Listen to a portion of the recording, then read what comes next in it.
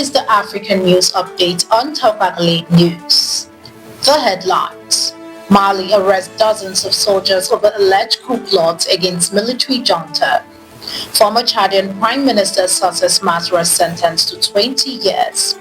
Kenya Kwanza leaders rally support for President Ruto's 2027 re-election bid. AFDB approves $5.3 million grant to boost public-private partnerships in 4 African countries.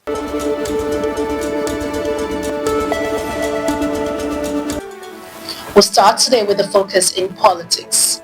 Mali arrests dozens of soldiers over alleged coup plot against military junta. Mali's military junta has arrested around 50 soldiers suspected of plotting to overthrow the ruling regime, signaling deepening unrest within the army ranks. Among those detained is General Abass Dembele, a respected former governor arrested without explanation near the capital, Bamako. Still in politics, former Chadian Prime Minister Succès Masra sentenced to 20 years. Former Chadian Prime Minister and opposition figure Succès Masra has been sentenced to 20 years in prison and fined 1 billion CFA francs after being found guilty of spreading hateful messages and complicity in a deadly May massacre in Mandakao linked to inter-community violence. The trial, which also saw 74 others tried and 64 sentenced to lengthy prison terms, has sparked strong criticism from Masra's lawyers, who called the proceedings a humiliation based on flimsy evidence and an attempt to use the justice system for political revenge. Masra served as Prime Minister briefly in 2024 before stepping down after losing the presidential election. Moving on in politics, Kenya Kwanza leaders rally support for President Ruto's 2027 re-election bid. Kenya Kwanza leaders rallied support for President William Ruto's re-election in 2027 during a fundraising event for women's economic empowerment in Voi. They praised the growing economy and the improving shillings following Ruto's cooperation with ODM leader Raila Odinga, while condemning opposition figures like former Deputy President Rigathi Gachagua for promoting tribalism and damaging Kenya's international image. The leaders reaffirmed their commitment to economic empowerment initiatives such as affordable housing and the Social Health Authority, urging unity and dismissing opposition criticism as lacking constructive solutions. Shifting focus to economy, AFDB approves $5.3 million grant to boost public-private partnerships in 4 African countries.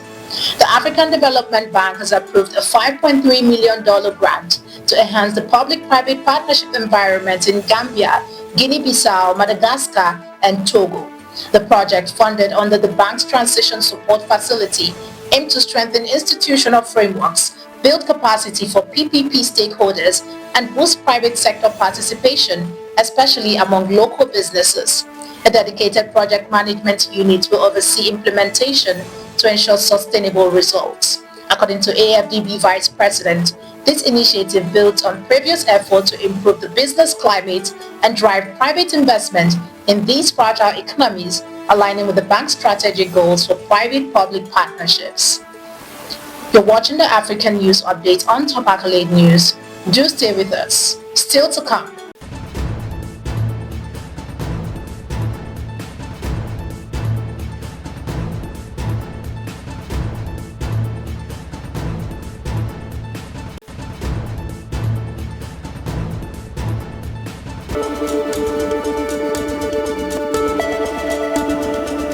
Thanks for staying with us. Still in economy, Rwanda unveils cassava peel technology.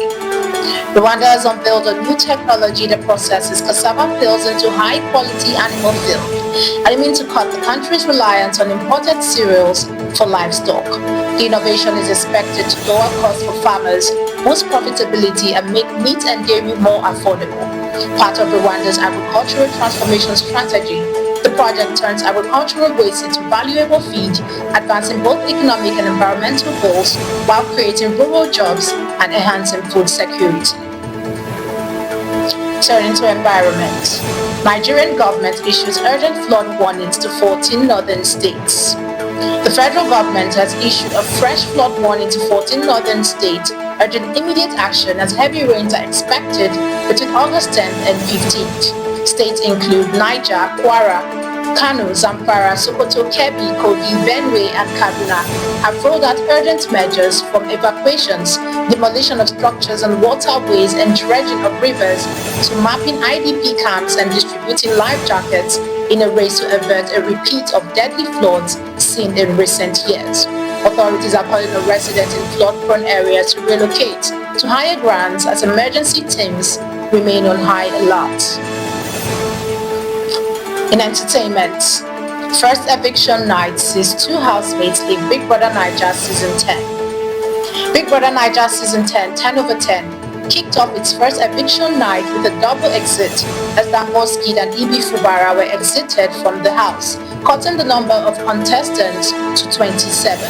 While the eviction stirred emotions, host Ebika Obi Uchendu stole the spotlight to Royal Blue Ensemble inspired by Nollywood star Chinedu Ikedieze, continuing his tradition of honoring Nigerian entertainment legends through bold fashion statements.